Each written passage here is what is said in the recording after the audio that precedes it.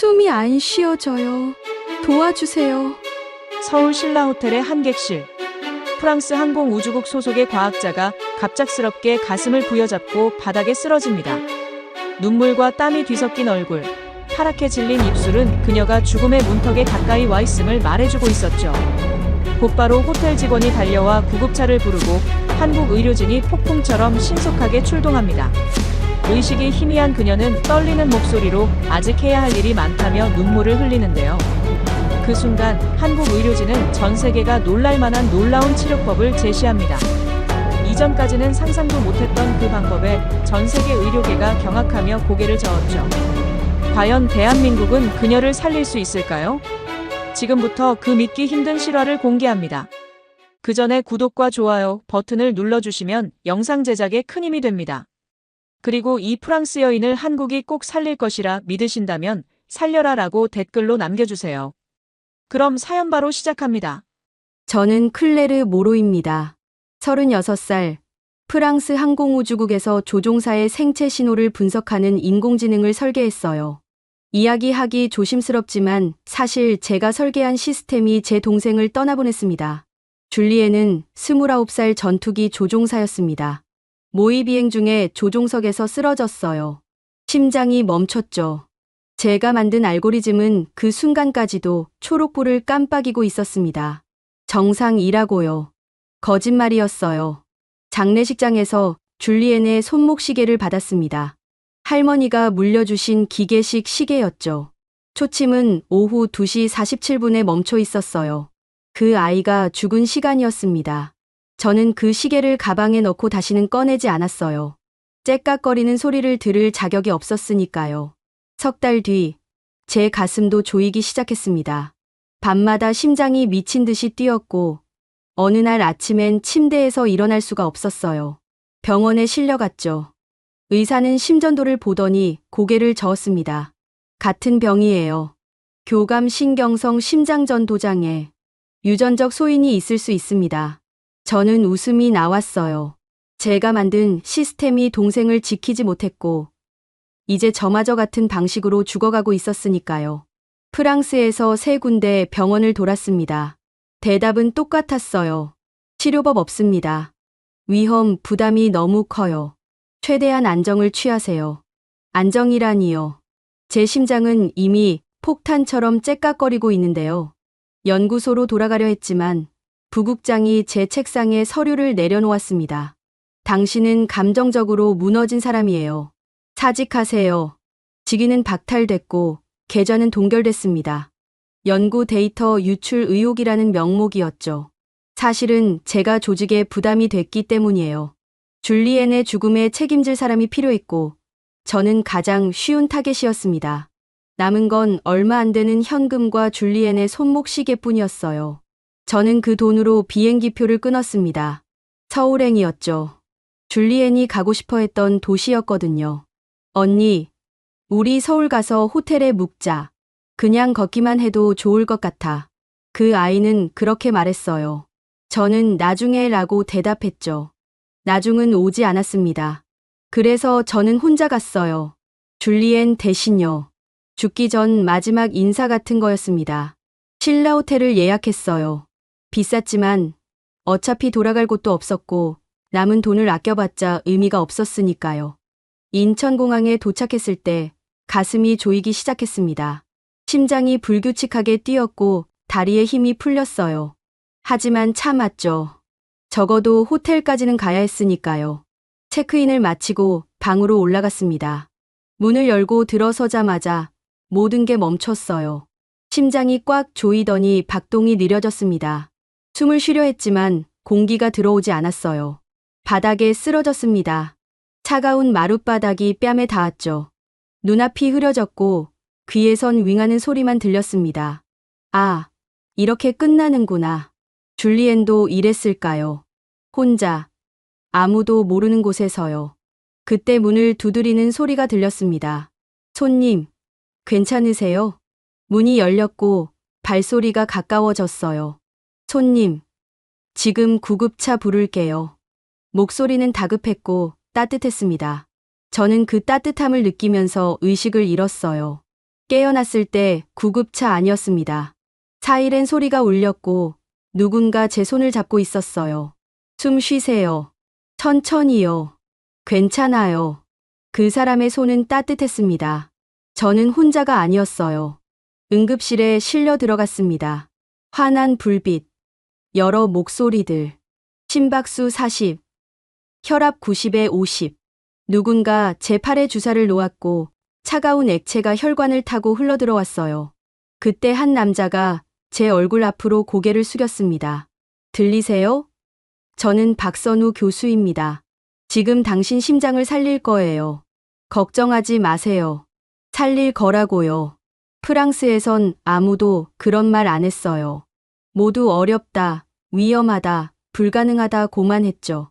근데 이 사람은 살릴 거예요 라고 말했습니다. 저는 눈물이 났어요. 제 심장이 줄리엔의 심장처럼 끝나지 않기를 바랐습니다. 눈을 떴을 때 천장이 보였습니다. 하얀 천장이었어요. 형광등 불빛이 눈을 찔렀죠. 몸을 움직이려 했지만 팔에 뭔가 꽂혀 있었어요. 링거였습니다. 삐삐 소리가 규칙적으로 울렸고 그게 제 심장 박동이라는 걸 깨달았어요. 살아 있었습니다. 문이 열리고 박선우 교수가 들어왔어요. 가운을 입은 40대 중반쯤 되어 보이는 남자였죠. 그는 제 침대 옆에 의자를 당겨 앉았습니다. 깨어나셨네요. 기분이 어때요? 저는 입술을 움직였지만 목소리가 나오지 않았어요. 목이 마르고 갈라져 있었죠. 박선우 교수가 물컵을 건넸습니다.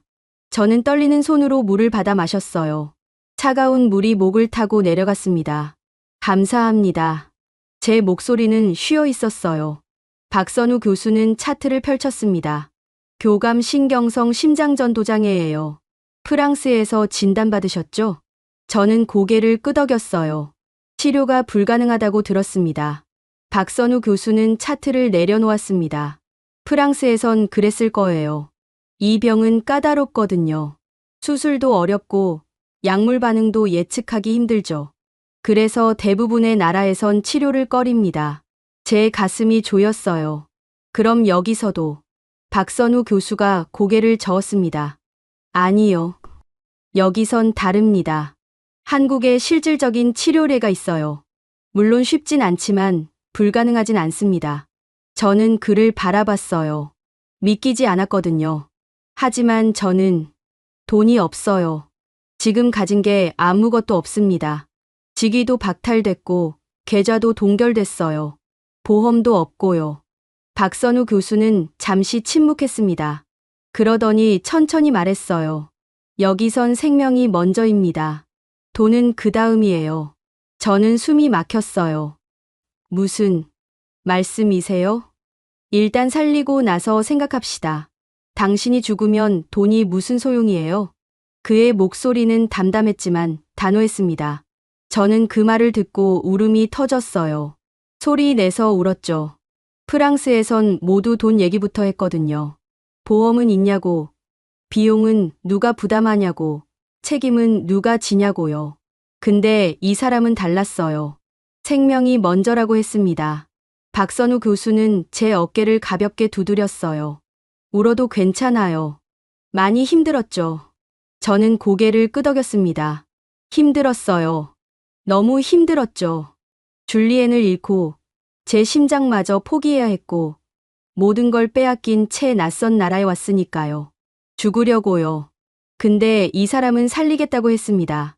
박선우 교수가 일어섰어요. 이틀 정도 안정을 취하고 검사를 좀 더 해볼게요. 그 다음에 치료 계획을 세우죠. 걱정하지 마세요. 당신은 혼자가 아니에요. 그는 그렇게 말하고 나갔습니다. 저는 침대에 누워서 천장을 바라봤어요. 눈물이 계속 흘렀지만 이번엔 슬픔 때문만은 아니었습니다. 뭔가 따뜻한 게 가슴속에서 퍼지고 있었거든요. 희망 같은 거였어요. 이틀 동안 여러 검사를 받았습니다. 심전도, 심장 초음파, 혈액 검사, 엑스레이까지요. 간호사들은 친절했어요. 제가 한국말을 못하는 걸 알고 천천히 말해줬죠. 어떤 간호사는 영어로 설명해줬고 어떤 간호사는 그냥 손짓으로 알려줬습니다. 모두 웃고 있었어요. 프랑스 병원에선 본 적 없는 표정이었습니다. 사흘째 되는 날, 박선우 교수가 다시 왔어요. 이번엔 다른 의사 한 명과 함께였죠. 이쪽은 김지훈 선생님이에요. 심장내과 전문의이고 당신 치료팀에 합류할 겁니다. 김지훈은 젊어 보였어요. 30대 중반쯤 됐을까요? 그는 밝게 웃으며 인사했습니다. 반갑습니다. 많이 놀라셨죠? 저는 고개를 끄덕였어요. 박선우 교수가 태블릿을 꺼냈습니다. 검사 결과가 나왔어요. 생각보다 상태가 안 좋습니다. 심장의 전기 신호가 심하게 불안정해요.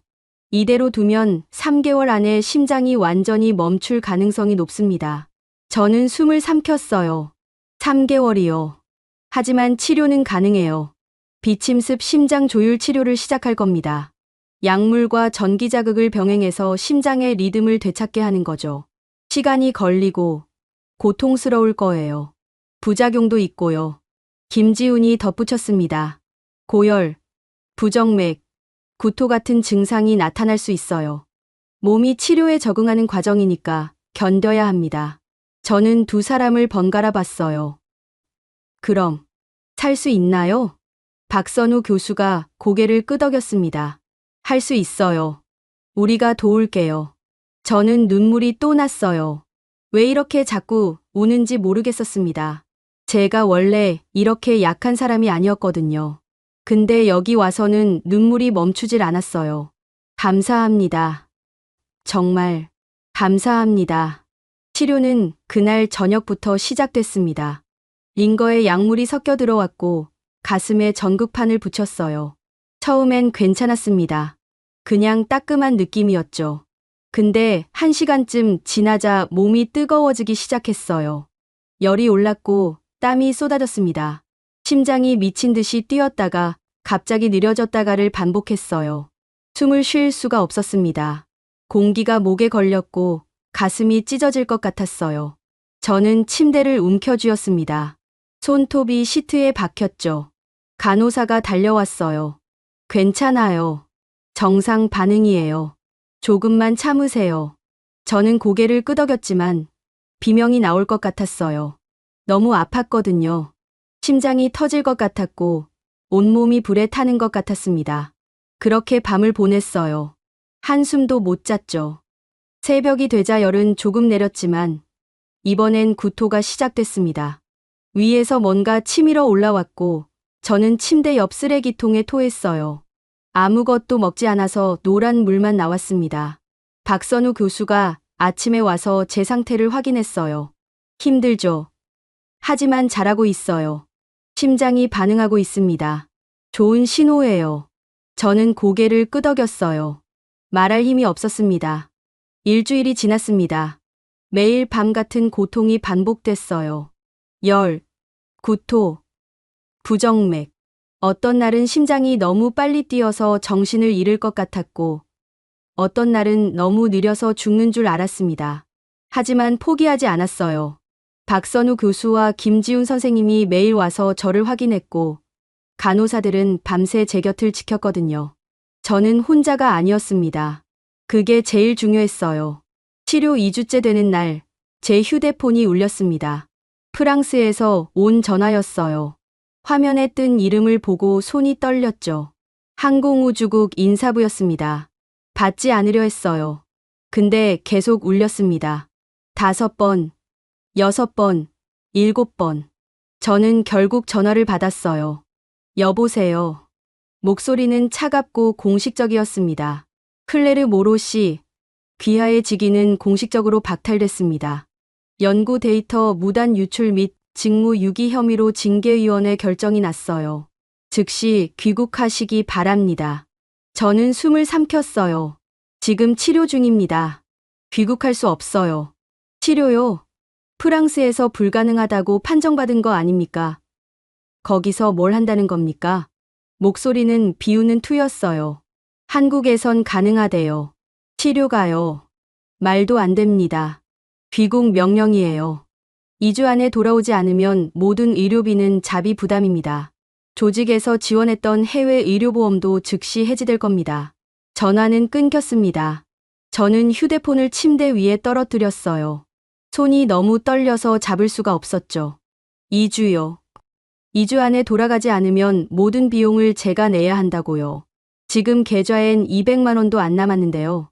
문이 열리고 박선우 교수가 들어왔습니다. 그는 제 표정을 보더니 물었어요. 무슨 일이에요? 저는 떨리는 목소리로 말했습니다. 프랑스에서 귀국하래요.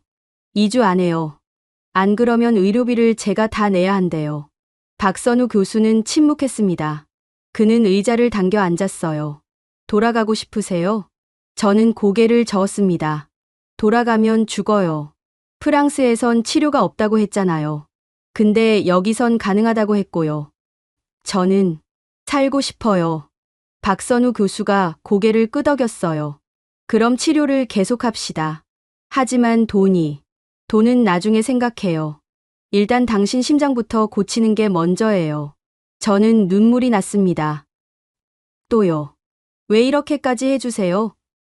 저는 외국인이고 돈도 없고 아무것도 아닌 사람인데요. 박선우 교수는 잠시 창밖을 봤어요.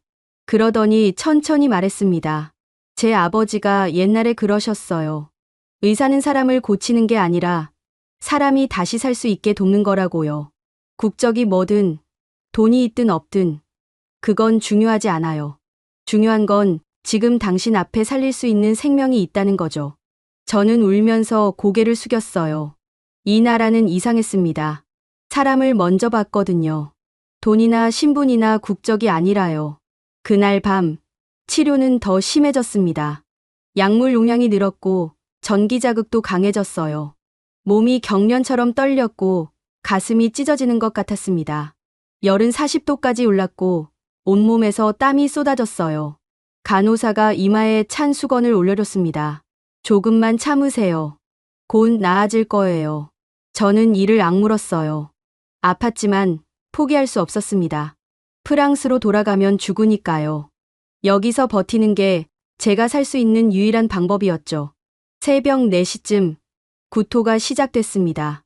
위에서 뭔가 치밀어 올라왔고 저는 침대 밖으로 몸을 기울였어요. 간호사가 쓰레기통을 받쳐줬죠. 노란 물이 나왔고 그 다음엔 핏기 섞인 게 나왔습니다. 선생님, 토열이요. 간호사가 소리쳤어요. 곧 의사들이 달려왔습니다. 박선우 교수와 김지훈 선생님이었죠. 박선우 교수가 제 입을 확인했어요. 위 점막 손상이에요. 약물 부작용입니다. 용량을 줄일게요. 저는 고개를 저었어요. 안 돼요. 계속하세요. 하지만 이러다간 죽어도 여기서 죽을래요. 프랑스로 돌아가서 포기당하는 것보단 나아요. 제 목소리는 떨렸지만 단호했습니다. 박선우 교수는 한참 저를 보더니 고개를 끄덕였어요. 알겠습니다. 하지만 조금만 용량을 줄일게요. 당신이 견딜 수 있는 선까지만요. 저는 고개를 끄덕였습니다. 3주째가 됐을 때 프랑스에서 또 전화가 왔어요. 이번엔 부국장이었습니다. 클레르, 아직도 거기 있나? 네. 귀국 명령을 무시한 거로 간주하겠어. 의료보험은 어제 해지됐고 앞으로의 모든 비용은 내가 부담해. 그리고 한 가지 더. 줄리엔 사건 조사가 재개됐어. 내가 시스템을 고의로 조작했다는 의혹이 제기됐거든. 저는 숨이 막혔어요. 뭐라고요? 너는 이제 용의자야. 귀국해서 조사받지 않으면 도주로 간주할 거야. 전화는 끊겼습니다. 저는 휴대폰을 움켜쥐었어요. 손이 떨렸고 눈물이 났습니다. 고의 조작이라고요? 제가 동생을 죽였다고요? 문이 열렸고 김지훈 선생님이 들어왔어요. 그는 제 표정을 보더니 물었습니다. 무슨 일이에요? 저는 울면서 말했어요. 프랑스에서 저를 용의자로 만들었어요. 제가 시스템을 고의로 조작해서 동생을 죽였대요. 거짓말이에요. 저는 그런 적 없어요. 김지훈은 제 손을 잡았습니다. 알아요. 당신이 그런 사람 아니라는 거요. 근데 이제 어떡해요? 저는 범죄자가 됐어요. 돌아가지도 못하고 여기 있을 수도 없어요. 김지훈은 잠시 생각하더니 말했어요. 일단 치료부터 끝내요. 당신이 살아야 싸울 수 있어요. 죽으면 아무것도 할 수 없잖아요. 저는 고개를 끄덕였습니다. 맞는 말이었어요. 일단 살아야 했습니다. 다음 날, 박선우 교수가 왔어요. 그는 심각한 표정이었습니다. 클레르 씨, 결정해야 해요. 치료를 계속할 건가요? 아니면 프랑스로 돌아갈 건가요? 저는 그를 똑바로 봤어요. 치료 계속할래요. 비용은요? 나중에 갚을게요. 어떻게든요. 제발 저를 살려주세요. 박선우 교수는 한참 저를 보더니 미소 지었습니다. 알겠어요. 끝까지 함께 가죠. 저는 그날 이 나라가 저를 버리지 않을 거라는 걸 믿었어요. 프랑스는 저를 범죄자로 만들었지만 한국은 저를 환자로 봤습니다. 그게 전부였어요. 치료 4주째, 제 몸은 한계에 닿아 있었습니다. 매일 밤 고열에 시달렸고 구토는 멈추질 않았어요. 심장은 제멋대로 뛰었죠. 어떤 때는 분당 150까지 올랐다가 갑자기 40으로 떨어지곤 했습니다. 몸무게는 8kg이 빠졌고 거울을 보면 해골 같은 얼굴이 저를 바라봤어요. 하지만 포기하지 않았습니다. 그날도 똑같았어요. 새벽 3시, 또 열이 올랐습니다. 온몸이 불덩이 같았고 이불을 걷어찼지만 소용없었죠. 간호사가 얼음 주머니를 가져다 줬어요. 조금만 참으세요. 곧 내릴 거예요. 저는 고개를 끄덕였습니다. 숨을 쉴 때마다 가슴이 칼로 베이는 것 같았어요. 그때였습니다. 심장이 멈췄어요. 갑자기요. 아무 예고도 없이요. 가슴이 꽉 조이더니 박동이 느려졌습니다. 그러더니 완전히 멈췄죠. 숨을 쉬려 했지만 공기가 들어오지 않았어요. 눈앞이 캄캄해졌고 귀에선 윙하는 소리만 들렸습니다. 아, 이제 끝이구나. 저는 그렇게 생각했어요. 줄리엔처럼 저도 이렇게 가는구나. 혼자서요. 모니터 경보음이 울렸습니다. 삐 하는 긴 소리였죠. 심정지, 코드 블루. 간호사의 외침이 들렸어요. 발소리가 복도에서 쏟아져 들어왔습니다. 문이 벌컥 열렸고 여러 사람이 달려들었죠. 제세 동기. 누군가 소리쳤어요. 제 가운이 찢어졌고 차가운 패드가 가슴에 붙었습니다. 저는 이미 의식이 흐려지고 있었어요. 눈을 뜨고 싶었지만 눈꺼풀이 너무 무거웠죠. 충전. 200. 다들 떨어지세요. 전기가 몸을 관통했습니다. 등이 침대에서 떠올랐다가 다시 떨어졌어요. 하지만 심장은 뛰지 않았습니다. 한 번 더. 300. 또 한 번. 몸이 튕겼습니다. 고통은 느껴지지 않았어요. 그냥 멀리서 누가 저를 흔드는 것 같았죠. 안 돼. 또. 3번째 전기가 흘렀습니다. 그리고 심장이 다시 뛰었어요. 쿵. 쿵. 쿵. 모니터에서 삐 소리가 멈췄고 규칙적인 신호음이 울리기 시작했습니다. 돌아왔어요. 심박수 60. 누군가 안도의 한숨을 쉬었어요. 저는 천천히 눈을 떴습니다. 환한 불빛이 눈을 찔렀고 여러 얼굴이 저를 내려다보고 있었어요. 박선우 교수, 김지훈 선생님, 간호사들. 모두 땀범벅이었습니다. 박선우 교수가 제 손을 잡았어요. 괜찮아요. 돌아왔어요. 저는 입술을 움직였지만 목소리가 나오지 않았습니다. 목이 타들어가는 것 같았죠. 간호사가 물을 적신 거즈를 입술에 대줬어요. 천천히요. 숨부터 쉬세요. 저는 숨을 들이마셨습니다. 공기가 폐로 들어왔어요. 차갑고 따가웠지만 살아있다는 느낌이었습니다. 살아있었어요. 저는요. 박선우 교수가 말했습니다. 2분 30초 동안 심장이 멈췄어요. 제세동 3번 만에 돌아왔죠. 정말 아슬아슬했습니다. 김지훈 선생님이 덧붙였어요. 이 정도 심정지면 보통 뇌 손상이 오는데 다행히 2분 30초 안에 되살려서 괜찮을 거예요. 저는 눈물이 났습니다. 아직 살아있다는 게, 숨을 쉰다는 게 믿기지 않았거든요. 사람들이 하나씩 나갔고 박선우 교수만 남았어요. 그는 의자에 앉아서 한참 저를 봤습니다. 무서웠죠? 저는 고개를 끄덕였어요. 줄리엔도 이랬을까요? 박선우 교수는 침묵했습니다. 그러더니 천천히 말했어요. 모르겠어요. 하지만 당신은 이겼어요. 죽음을 이겼습니다. 저는 고개를 저었어요. 이긴 게 아니에요. 선생님들이 저를 살린 거예요. 당신이 포기하지 않았기 때문이에요. 그게 제일 중요합니다. 박선우 교수는 일어서며 말했어요. 이틀 정도 집중 관찰할게요. 푹 쉬세요. 그가 나간 뒤 저는 혼자 남았습니다. 모니터에 신호음만 규칙적으로 울렸죠. 저는 침대 옆 작은 서랍을 열었어요. 거기 줄리엔의 손목 시계가 있었습니다. 제가 입원할 때부터 가지고 있던 거였죠. 시계를 꺼냈습니다. 초침은 여전히 오후 2시 47분에 멈춰 있었어요. 저는 그 시계를 손에 쥐고 눈을 감았습니다. 줄리엔아, 나 아직 살아있어. 내가 가버린 곳까지 가지 않았어. 그때였어요. 째깍. 작은 소리가 들렸습니다. 저는 눈을 떴어요. 시계를 보니 초침이 움직이고 있었습니다. 멈춰 있던 초침이요. 째깍, 째깍, 째깍. 규칙적으로요. 저는 숨을 멈췄어요. 이게 뭐죠? 고장났던 시계가 왜 갑자기?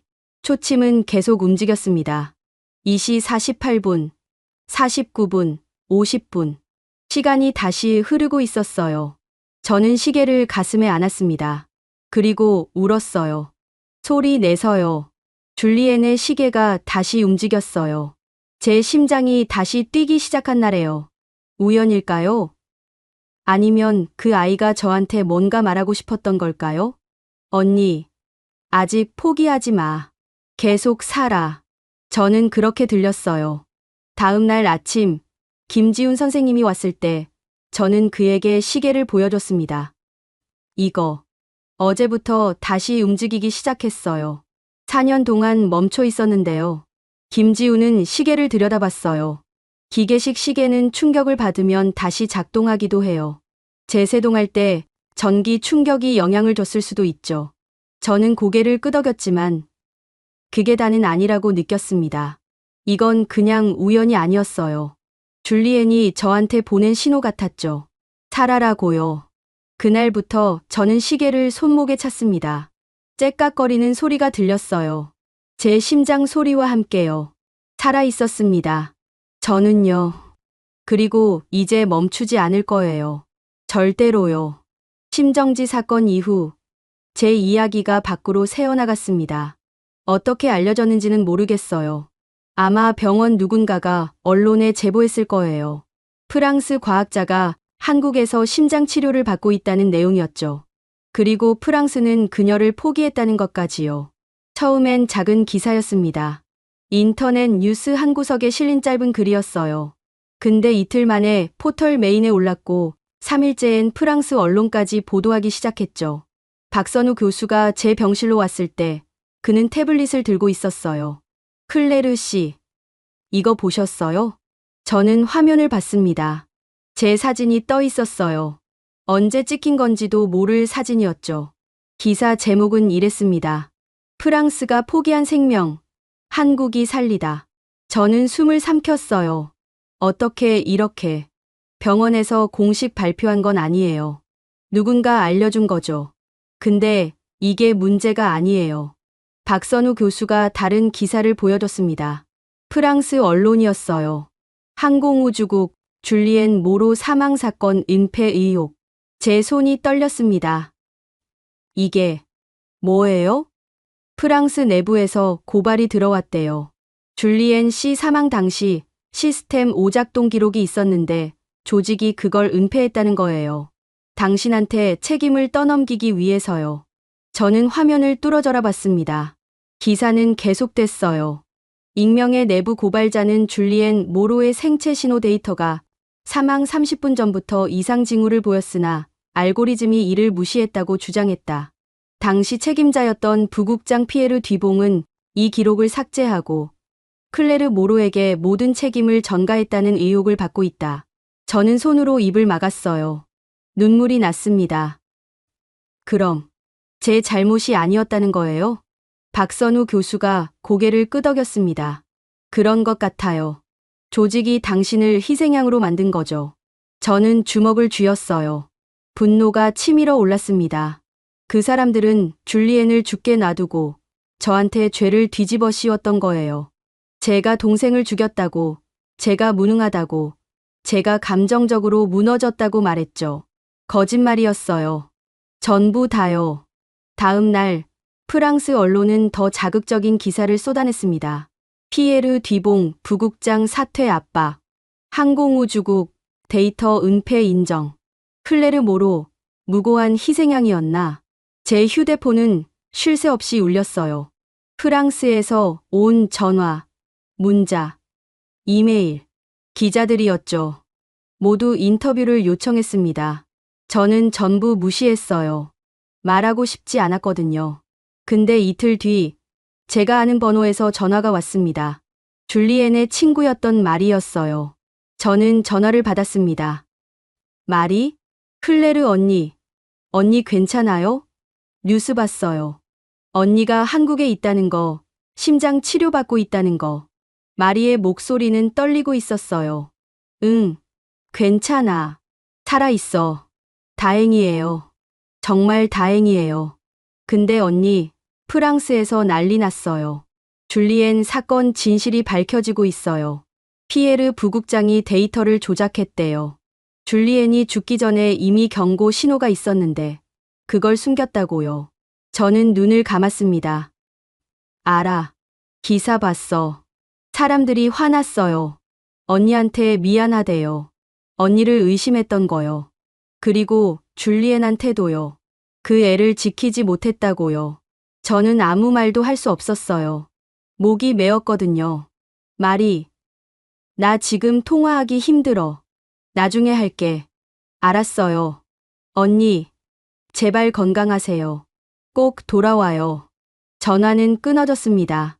저는 휴대폰을 내려놓고 창밖을 봤어요. 서울의 하늘이 보였습니다. 맑고 푸른 하늘이었죠. 줄리에나, 이제 알았어. 내가 왜 죽었는지요. 내 잘못이 아니었어. 내 잘못도 아니었고요. 그 사람들이 널 죽인 거야. 일주일 뒤 프랑스 항공우주국이 공식 사과문을 발표했습니다.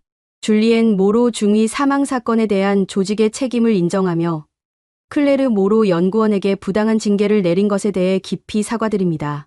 피에르 뒤봉 전 부국장은 직위 해제되었으며 관련 조사가 진행 중입니다. 저는 그 사과문을 읽고 웃음이 나왔어요. 비웃음이었죠. 지금 와서 사과한들 뭐가 달라지나요? 줄리엔은 이미 죽었고 저는 이미 심장병 환자가 되는 거려. 박선우 교수가 병실에 들어왔습니다. 프랑스에서 복직 제안이 왔대요. 그리고 징계도 취소된다고요. 저는 고개를 저었어요. 안 돌아가요. 왜요? 그 사람들은 줄리엔을 죽게 놔뒀어요. 그리고 저를 죄인으로 만들었죠. 이제 와서 미안하다고 하면 뭐해요? 전 용서 못해요. 박선우 교수는 침묵했습니다. 그러더니 천천히 말했어요. 당신이 결정할 일이에요. 하지만 한 가지만 기억하세요. 복수보다 중요한 건 당신이 살아남는 거예요. 저는 고개를 끄덕였습니다. 알아요. 그래서 여기 있는 거예요.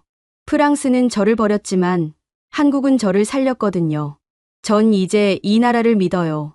그날 밤 저는 줄리엔에게 편지를 썼습니다. 실제로 보낼 순 없었지만 쓰고 싶었어요. 줄리엔아, 드디어 진실이 밝혀졌어. 내가 죽은 게 내 잘못이 아니었다는 거. 그 사람들이 널 죽게 만든 거였어. 미안해. 내가 너를 지키지 못해서. 내가 만든 시스템이 널 구하지 못해서. 근데 있잖아. 나 이제 알았어. 시스템이 사람을 살리는 게 아니라 사람이 사람을 살린다는 거. 한국이 나한테 가르쳐 줬어. 나 이제 살 거야. 너 대신이라도 살 거야. 그러니까 편히 쉬어. 사랑해. 내 동생. 편지를 접고 서랍에 넣었습니다. 그리고 줄리엔의 손목시계를 봤어요. 째깍거리는 소리가 들렸습니다. 시간은 멈추지 않았어요. 계속 흘러갔죠. 저도 그렇게 살 거예요. 멈추지 않고요. 치료 6주째 박선우 교수가 말했습니다. 이제 걸어볼까요? 저는 침대에 누워서 천장을 보고 있었어요. 그의 말을 듣고 고개를 돌렸죠. 걷는다고요? 네. 심장 기능이 많이 회복됐어요. 이제 재활을 시작해야 해요. 저는 두려웠습니다. 6주 동안 침대에만 누워 있었거든요. 다리는 가늘어졌고 힘도 없었어요. 일어설 수 있을지 자신이 없었죠. 하지만 해야 했습니다. 김지훈 선생님과 물리치료사가 함께 왔어요. 그들은 제가 침대에서 일어나는 걸 도와줬습니다.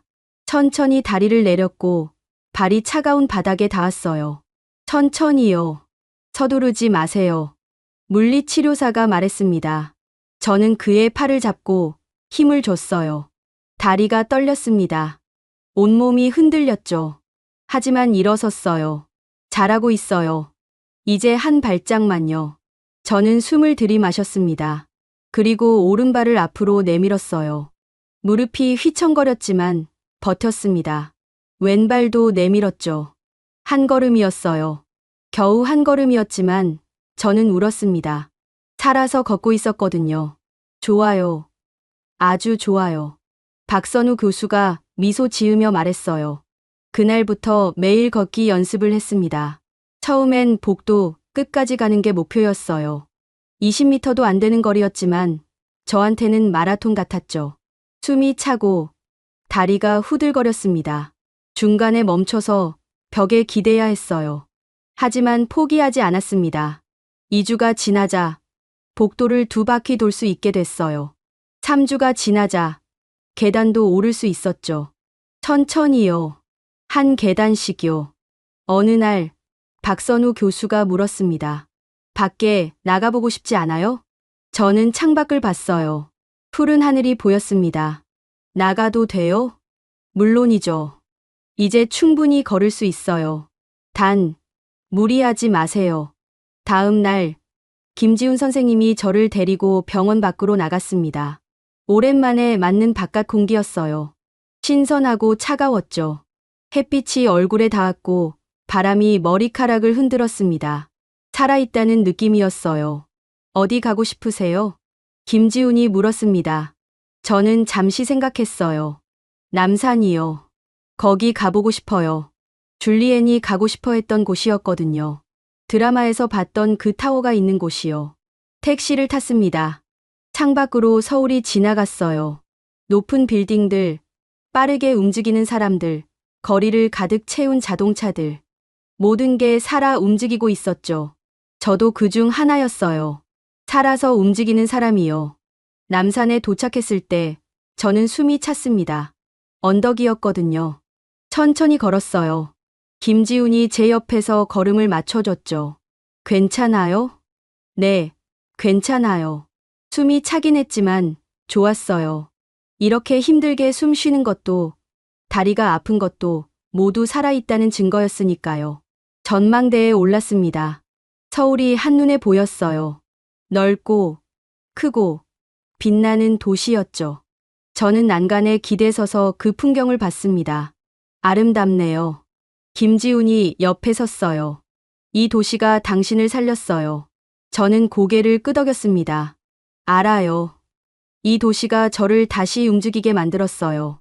우린 원래 사람을 움직이게 만드는 일을 하니까요. 저는 그를 봤어요. 그는 미소 짓고 있었습니다. 선생님, 감사해요. 정말로요. 천만에요. 당신이 포기하지 않았기 때문이에요. 바람이 불었습니다. 차갑고 상쾌한 바람이었어요. 저는 눈을 감고 그 바람을 느꼈습니다. 줄리엔도 이 바람을 느끼고 싶어 했을 텐데요. 줄리엔아, 나 여기 왔어. 내가 가고 싶어 했던 곳에. 혼자지만 괜찮아. 너도 함께 있는 것 같아. 손목에 시계가 째깍거렸습니다. 규칙적으로요. 남산에서 내려올 때 다리가 후들거렸어요. 너무 무리했나 봐요. 김지훈이 제 팔을 잡아줬습니다. 천천히요. 서두를 필요 없어요. 저는 한 걸음씩 내려갔어요. 중간에 벤치에 앉아서 쉬기도 했죠. 숨이 차도 좋아요. 제가 말했습니다. 왜요? 이번엔 살아서 힘든 거니까요. 김지훈이 웃었어요. 좋은 생각이에요. 병원으로 돌아왔을 때 저는 녹초가 돼 있었습니다. 침대에 누우니 온몸이 아팠어요. 근육이 당겼고 다리가 욱신거렸죠. 하지만 기분은 좋았어요. 밖에 나갔다 왔거든요. 걸었고 바람을 느꼈고 살아있다는 걸 확인했으니까요. 박선우 교수가 저녁에 들렀습니다. 남산 다녀왔다면서요? 네. 좋았어요. 다행이네요. 이제 퇴원 준비를 시작해야 할 것 같아요. 저는 깜짝 놀랐어요. 퇴원이요? 네. 심장 기능이 거의 정상으로 돌아왔어요. 물론 정기 검진은 받아야 하지만 이제 혼자서도 생활할 수 있을 거예요. 저는 기뻤지만 동시에 두려웠습니다. 병원 밖에서 혼자 살 수 있을까요? 또 쓰러지면 어떡하죠? 박선우 교수가 제 마음을 읽은 듯 말했어요. 걱정하지 마세요. 우린 당신을 계속 지켜볼 거예요. 일주일에 한 번씩 외래 진료받으러 오면 돼요. 호텔은 너무 비싸요. 다른 곳을 구해야 할 것 같아요. 병원 근처에 게스트하우스가 있어요. 거기 소개해 줄게요. 저렴하고 괜찮은 곳이에요. 저는 고개를 끄덕였습니다. 일주일 뒤, 저는 퇴원했습니다. 짐은 별로 없었어요. 옷 몇 벌과 줄리엔의 시계, 그리고 병원에서 준 약들이 전부였죠. 박선우 교수와 김지훈 선생님, 간호사들이 현관까지 배웅해줬어요. 건강하세요. 또 봐요. 박선우 교수가 악수를 청했습니다. 저는 그의 손을 잡았어요. 따뜻했습니다. 선생님, 제 생명을 살려주셔서 감사합니다. 당신이 살고 싶어 했기 때문이에요. 저는 병원 문을 나섰습니다. 햇빛이 눈을 찔렀고 거리의 소음이 귀를 가득 채웠어요. 차들이 지나갔고 사람들이 걸어갔죠. 저도 그들 사이를 걸었습니다. 천천히요. 한 걸음씩요. 살아서요. 게스트하우스 방은 작았습니다. 침대 하나, 책상 하나, 작은 창문 하나. 그게 전부였어요. 하지만 충분했죠. 저는 혼자였고 많은 공간이 필요하지 않았으니까요. 짐을 풀고 침대에 앉았습니다. 창밖으로 서울의 골목이 보였어요. 좁은 길을 따라 집들이 다닥다닥 붙어 있었고 빨래가 바람에 흔들리고 있었죠. 살아 있었어요. 저는요. 이 작은 방에서요. 다음 날 저는 카메라를 샀습니다. 중고였어요. 돈이 많지 않았거든요. 하지만 작동은 잘 됐죠. 저는 그 카메라를 들고 거리로 나갔습니다. 찍고 싶었어요. 이 도시를요. 저를 살린 이 나라를요. 처음 찍은 건 병원이었습니다. 제가 2달 동안 누워있던 그곳이요. 카메라 뷰파인더로 보니 다르게 보였어요. 높고 하얗고 든든한 건물이었죠. 여기가 절 살렸어요. 저는 중얼거렸습니다. 아무도 듣지 않았지만 말하고 싶었어요. 다음은 신라호텔이었습니다. 제가 처음 쓰러진 곳이요. 로비는 화려했고 사람들은 웃고 있었어요.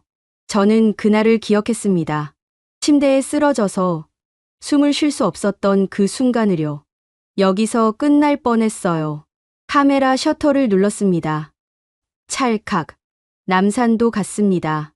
또 올랐어요. 이번엔 혼자서요. 숨이 찼지만 쉬엄쉬엄 올랐죠.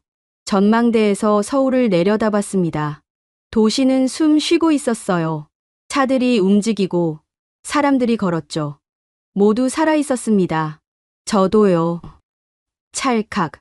또 셔터를 눌렀어요. 일주일 동안 서울 곳곳을 돌아다녔습니다. 시장도 갔고 공원도 갔고 골목길도 걸었어요.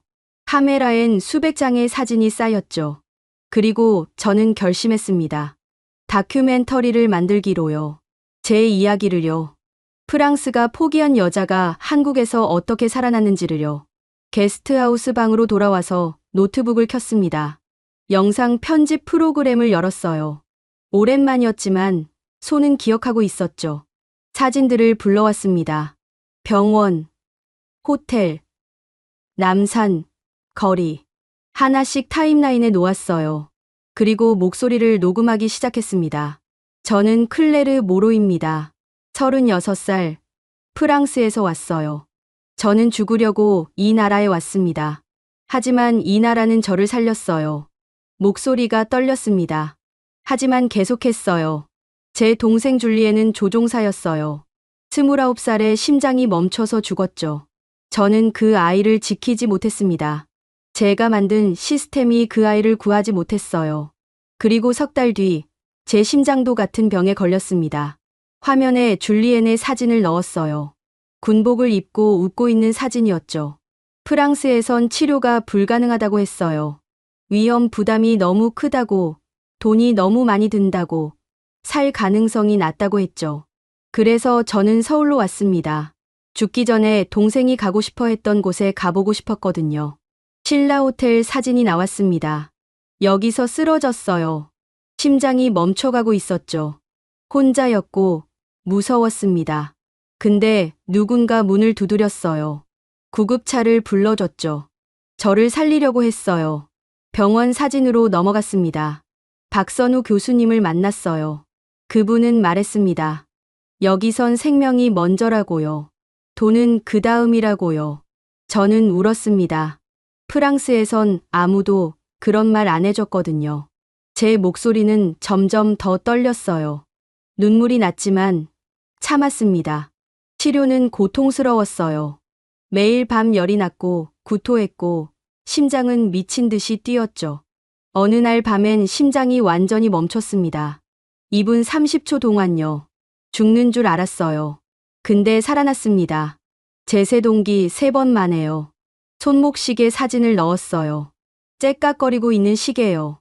이건 줄리엔의 시계예요. 4년 동안 멈춰 있었죠. 근데 제 심장이 다시 뛰기 시작한 날, 이 시계도 다시 움직였습니다. 우연일까요? 저는 그렇게 생각하지 않아요. 줄리엔이 저한테 말하고 있었던 거예요. 살아라, 언니. 멈추지 마. 남산 사진이 나왔습니다. 서울 야경이 펼쳐진 사진이요. 이제 저는 걸을 수 있어요. 숨 쉴 수 있고, 웃을 수 있고, 살 수 있습니다. 이 나라가 저를 다시 살게 만들었어요. 기술이 아니라 사람이요. 시스템이 아니라 마음이요.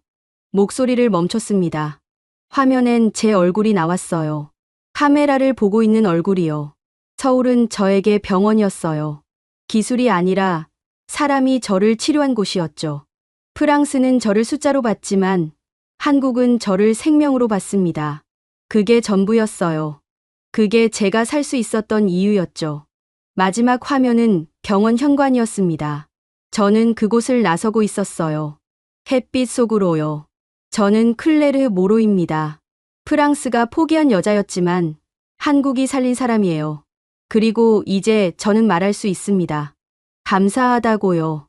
이 나라에, 이 도시에 저를 살린 모든 분들에게요. 영상을 저장했습니다. 20분짜리 다큐멘터리였어요. 제 목소리와 제 사진과 제 이야기가 담긴 영상이요. 밤을 새워서 완성했습니다. 다음 날 아침, 저는 그 영상을 인터넷에 올렸어요. 유튜브였죠. 제목은 이렇게 붙였습니다. 서울이 저를 살렸습니다.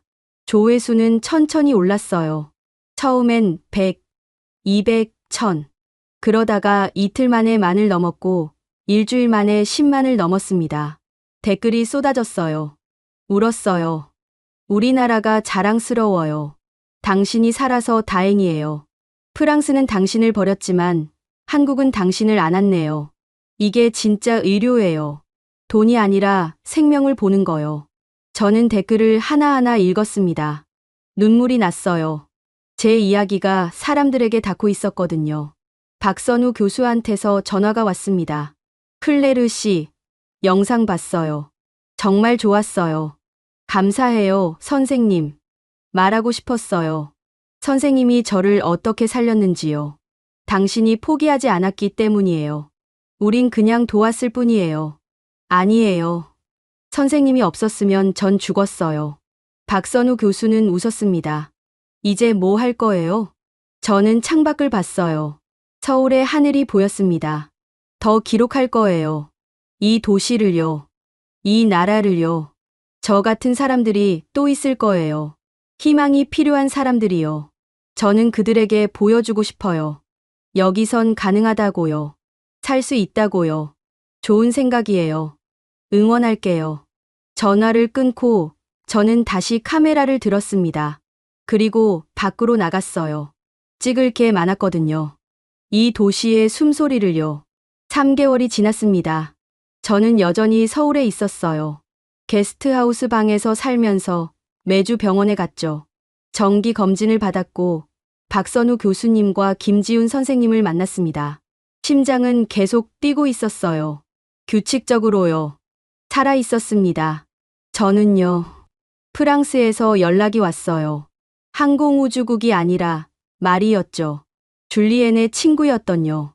언니, 프랑스로 돌아올 생각 없어요? 아니, 없어. 왜요? 여긴 언니 집이잖아요. 저는 창밖을 봤습니다. 서울의 골목이 보였어요. 여기가 이제 제 집이에요. 저를 살린 곳이니까요. 마리는 한참 침묵했습니다. 알겠어요. 언니가 행복하면 됐어요. 전화를 끊고 저는 손목 시계를 봤어요. 째깍거리고 있었습니다. 멈추지 않고요. 어느 날 박선우 교수가 제안했습니다. 클레르 씨, 병원에서 강연 한번 해주시겠어요? 의대생들한테요. 환자의 관점에서 들려줄 이야기가 있을 것 같아서요. 저는 놀랐어요. 제가요? 뭘 말하죠? 당신이 느낀 걸 말해주세요. 프랑스와 한국의 차이, 시스템과 사람의 차이요. 저는 고개를 끄덕였습니다. 일주일 뒤, 저는 병원 강당에 섰습니다. 100여 명의 의대생들이 저를 보고 있었어요. 떨렸지만 말해야 했죠. 저는 클레르 모로입니다. 프랑스에서 왔고 여기서 살았어요. 문자 그대로요. 살았습니다. 학생들이 조용히 들었어요. 저는 과학자였어요. 데이터를 믿었고 시스템을 신뢰했죠. 숫자가 모든 걸 설명할 수 있다고 생각했습니다. 근데 제 동생이 죽었어요. 시스템이 정상이라고 말하는 순간에요. 그때 깨달았습니다. 숫자는 거짓말을 할 수 있다는 걸요. 목소리가 떨렸지만 계속했어요. 프랑스에선 저를 치료할 수 없다고 했어요. 위험 부담이 크고 비용이 많이 들고 성공 확률이 낮다고 했죠. 모두 숫자였습니다.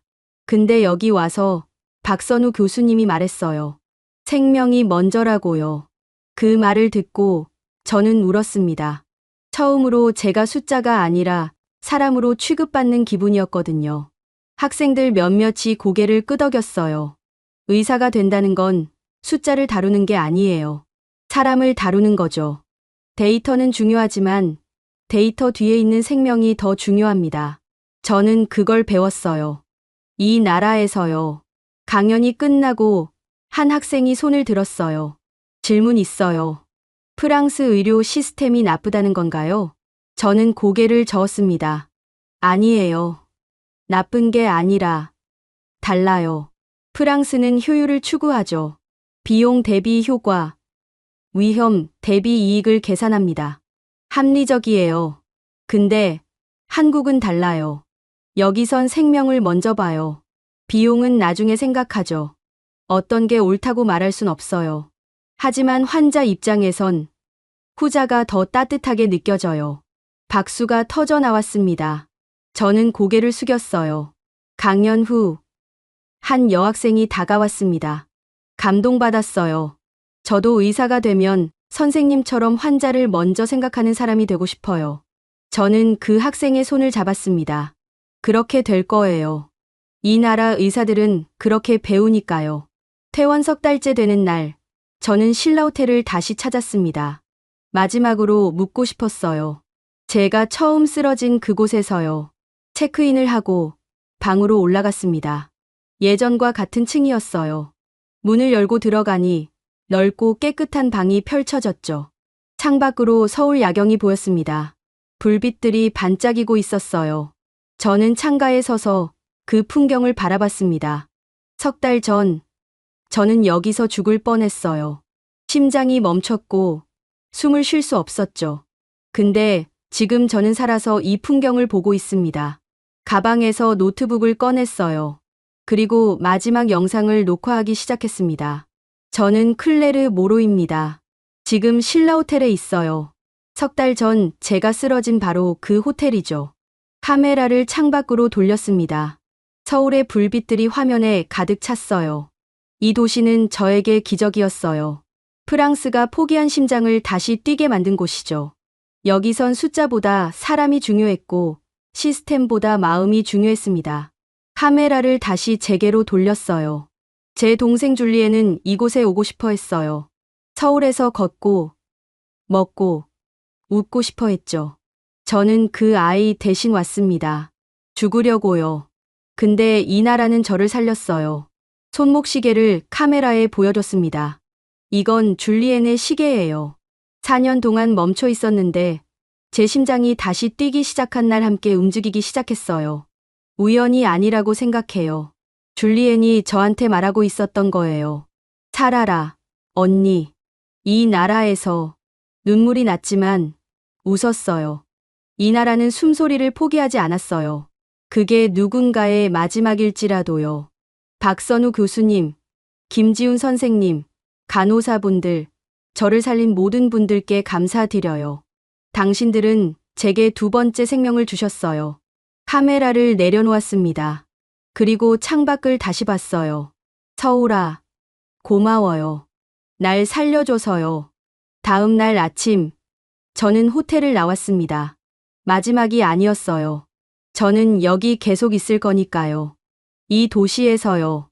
거리를 걸었습니다. 사람들이 지나갔고 차들이 달렸어요. 모두 바빴지만 따뜻했습니다. 이 도시는 그랬어요. 빠르지만 따뜻한 곳이요. 카페에 들어가서 커피를 주문했어요. 한국말로요. 서툴렀지만 통했죠. 아메리카노 하나요. 직원이 웃으며 말했습니다. 한국말 잘하시네요. 감사해요. 배우고 있어요. 커피를 받아서 창가에 앉았습니다. 밖을 보니 사람들이 걷고 있었어요. 살아가고 있었죠. 저처럼요. 손목시계가 째깍거렸습니다. 규칙적으로요. 멈추지 않고요. 저도 그렇게 살 거예요. 멈추지 않고요. 이 도시에서요. 핸드폰을 꺼내서 마지막 영상을 업로드했습니다. 제목은 이랬어요. 감사합니다. 서울. 저를 다시 살게 해줘서. 업로드 버튼을 눌렀습니다. 그리고 커피를 마셨어요. 따뜻했고 쓰면서도 달콤했죠. 살아있다는 맛이었습니다. 창밖으로 햇빛이 쏟아졌어요. 따스하고 부드러웠죠. 저는 눈을 감고 그 빛을 느꼈습니다. 줄리에나, 나 여기 있어. 내가 가고 싶어 했던 이 도시에. 혼자가 아니야. 이 도시 전체가 나를 안아주고 있어. 그러니까 걱정하지 마. 나 잘 살고 있어. 내 목까지요. 시계가 째깍거렸습니다. 저도 계속 뛸 거예요. 심장이요. 이 도시에서요. 여러분은 언제 한국이 따뜻하다고 느끼셨나요? 이 이야기가 마음에 닿으셨다면 구독과 좋아요 부탁드립니다. 그리고 댓글로 여러분의 이야기도 들려주세요. 우리 함께 따뜻한 이야기를 나눠요. 감사합니다.